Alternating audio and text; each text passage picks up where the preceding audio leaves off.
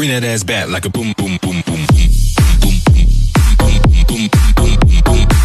Back in high school, I had this so-called friend that thought she won because she dated the guy that I liked. She would laugh in my face, brag about how her parents had money, and even gave me her hand-me-downs as if I should be grateful. At the time, I honestly believed that she had it all. The guy, the money, the looks, the confidence. Meanwhile, I felt like the underdog. But what this bitch didn't know was life was gonna give her a taste of her own medicine. Because while she was laughing at me in high school, I not only ended up leveling up my life, and not only did that guy want me, but this bitch ended up being 30 years old, still living with her parents. Stay tuned and I'm gonna explain to you why your state always will catch up to you, even if you think things are going very good. If you're in a low confidence state and you think things are still gonna work out for you, baby, stay tuned because I'm gonna tell you why that's not the case. Hey, sexy.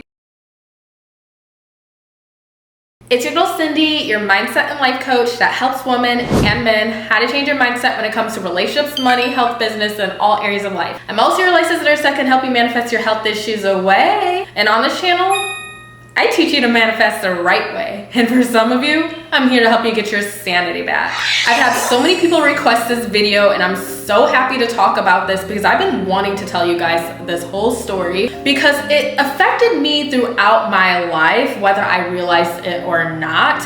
And I honestly believe that whatever happens to us in high school does impact us majorly when we become adults, because when we're younger, our subconscious are more impressionable to what happens to us, and we really don't know who we are as kids, and we really want to cling on to identities as we're growing into adults, especially as teenagers. And how we are treated in high school really does impact a lot of us. It can either make you or break you. And you always see the case where people cling so hard into the identity when they're in high school, if they were a really popular kid, and then they get older and you notice these people are losers. They don't really have anything going for themselves, because high school really doesn't matter, okay? What really matters is who you become after you get out of that place. And I ended up becoming a better person, even though I was bullied severely, and you know, guys would make fun of me, girls. It was both ways, okay? And I struggled with it. And having a friend not only betray me and date someone I like because I liked him really hit my self-esteem. Your state always catches up with you. And the state that I was in back then was insecure, unworthy, and playing small. And of course, life reflected that back to me. Of course, I was getting laughed at. That's manifestation in action. Your outer world will always match the state that you're embodying. So let's fast forward a bit. She's still living with her parents, no degree, no skills, and still in the same place she was back then. Meanwhile, I flipped the script.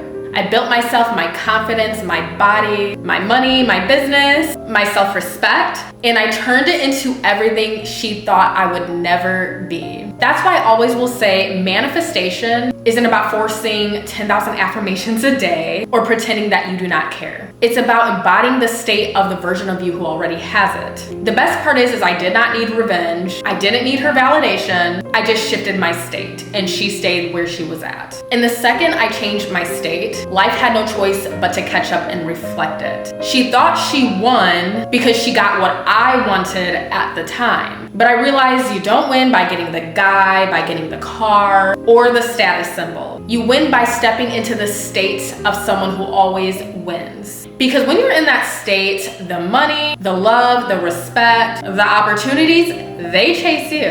And that's why she stayed stuck, and that's exactly why I elevated. So never count out the underdog, because when they learn manifestation the right way, game over. So as you see, my self-concept wasn't really good at that time. I was constantly bullied, and also my parents were really strict back then. They didn't really allow me to do things. I didn't have a cell phone, I wasn't allowed to date, and this girl clearly could do all those things. She was a cheerleader. I don't know if I would necessarily say popular, but she was very confident. She could date guys, and honestly, she's a little slutty. I'm just being upfront. Not very attractive in the face, but she had a nice body and she had a lot of confidence. And I'm sorry, but men, I think in high school, they actually liked that. So I remember how it all went. I remember one time I told her, we were talking on Facebook, I think it was Messenger, and I told her who my crush was. And literally, ironically, 1 to 2 weeks later, she's messaging me and she's like, oh, I'm talking to 2 guys right now. And she's like, both of them are asking to be in a relationship with me. And I was like, oh, who are they? She tells me one guy that I knew from school, and then another just happened to be the guy that I liked.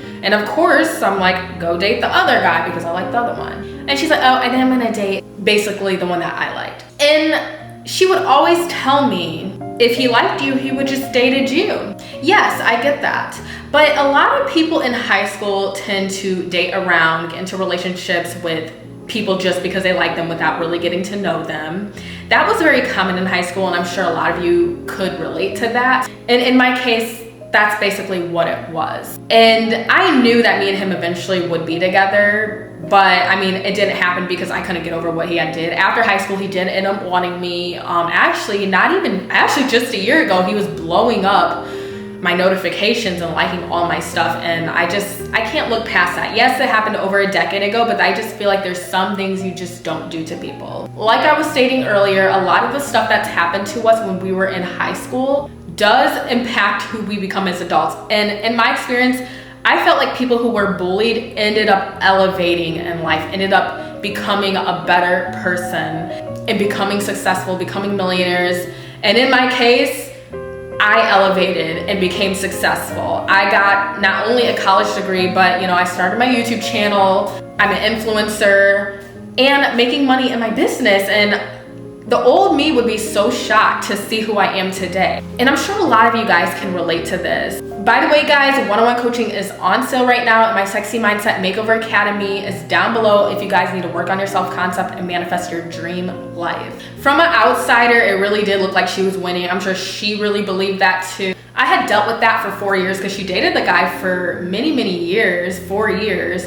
And when I started finally working on myself and I became more independent from that toxic codependent friendship, that's when our friendship started to end, and I started to see who she was. She was very controlling, and I could clearly see that friendship was based off of her feeding her ego off of my suffering, and she liked where I was at. I mean, yeah, she, from outside view, she seemed supportive and always there because I was suffering, but really that wasn't the case. It made her feel better about herself to see that she was above me, right? Some people are just in secret competition with you. There are friends like that. I don't give a fuck if everybody is you pushed out. I hate hearing that term in manifestation because I feel like it's very toxic. Yes, I created those unwanted circumstances, but at the end of the day, it doesn't make it okay for people to do certain things to you. Just because I thought about it, just because I was in a state of feeling unworthy, that didn't make it okay for that friend to do what she did to me.